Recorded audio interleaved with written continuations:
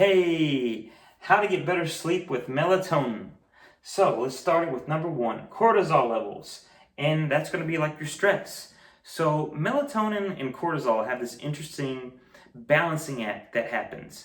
And it's very light sensitive. So when the sun or any light hits the retina of the eye, your melatonin will go down and your cortisol will go up.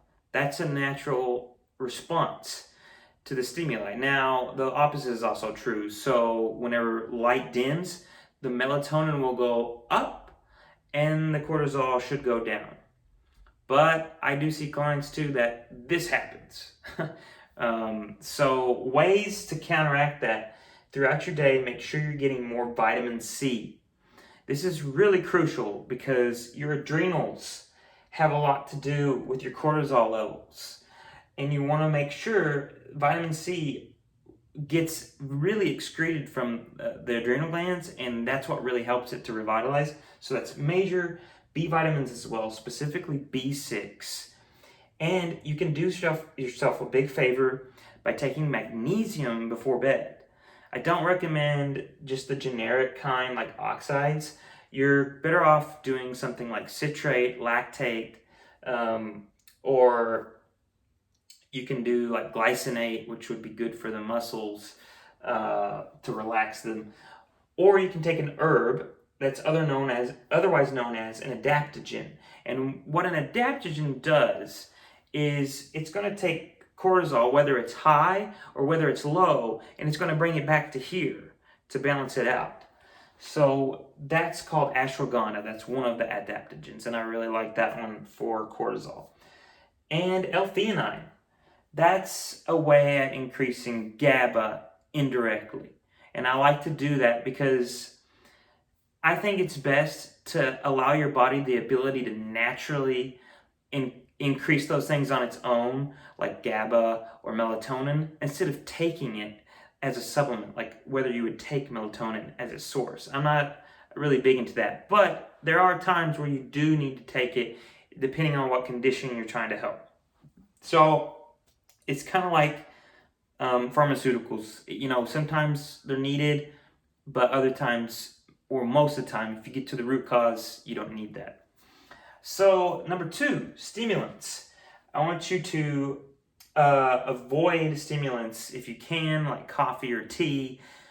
But green tea's got so many benefits to it that you might want to still keep it in, and just don't have it after 1 p.m.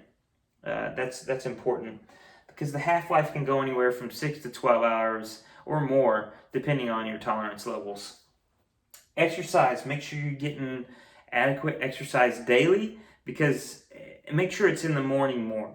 The more closer to bed, the more it will keep you up and suppress melatonin levels. So you wanna do that. Number four, if you're in bed by 11 p.m., that's really crucial because your melatonin, your brain that secretes the melatonin, really likes whenever you're having your circadian rhythms on board. So make sure you're doing that. The circadian rhythms, known in traditional Chinese medicine as well, have a thing called an internal organ clock.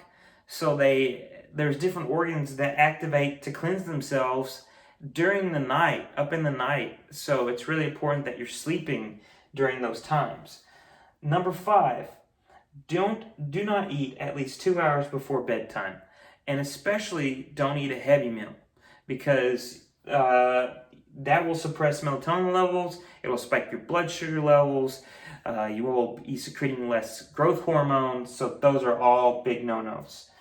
Number six, this is the last one, and that has to go back to the light and sunlight. So if even increasing infrared, which is naturally found in the sun, can help your melatonin levels to balance out. I sometimes even take an infrared sauna before bed, and that kind of gets me a little drowsy to get more deep sleep. But here's this arch nemesis. The opposite of that red light is going to be your blue light. And those are things like your cell phone screens, your TV screens. These things are going to suppress melatonin as well. So you've got to be very careful that you at least an hour before bed aren't on your phone or watching TV, because this is going to really interfere with your sleep. This is it for this session, so thank you so much for watching, and we'll continue having videos, and we'll keep getting better. And if you have any feedback for me, I'd love to hear it, because I'm all about improving. So thank you so much, and have a great day.